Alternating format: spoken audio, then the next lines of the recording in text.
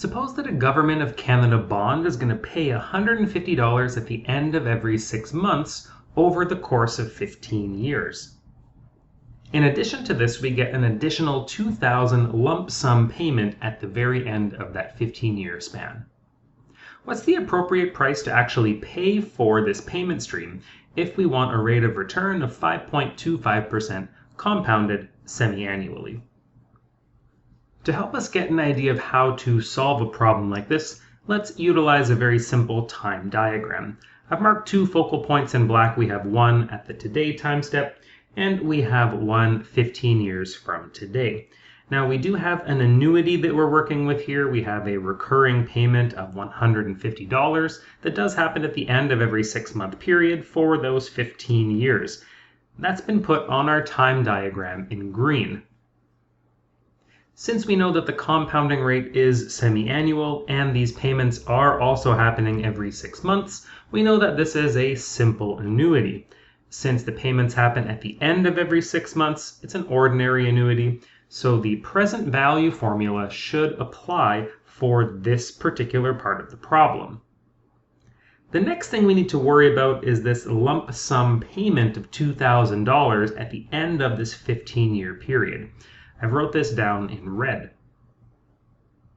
Since this is just a single lump sum and does not involve any recurring payments, if I want to figure out the fair market value of this money today, I can apply the principal amount formula, but we're going to use the principal amount formula for compound interest only. And that's because we don't have any recurring payments for this particular sum of money. This should break down our problem into a 3-step process. First, we're going to find the fair market value of the annuity by using the present value formula.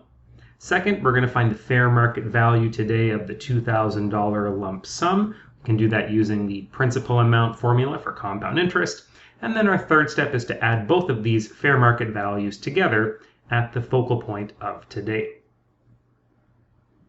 So let's begin with step 1, which is to calculate the fair market value of the annuity. Let's use the present value formula, putting in $150 for the payment size, filling in I as 0.0525 divided by 2, and then here n is 15 times 2 because the payments happen every 6 months.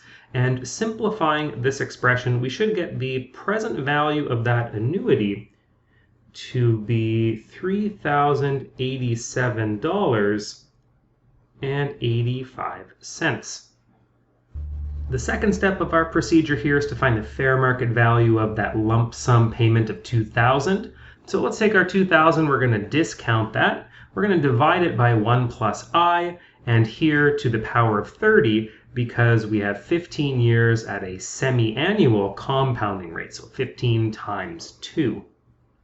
And simplifying this fraction, we should get $919.25. And our last step in determining the fair market value of this payment stream today is to add the two values up we got from step 1 and step 2. Doing that gives a fair market value of $4,007.10.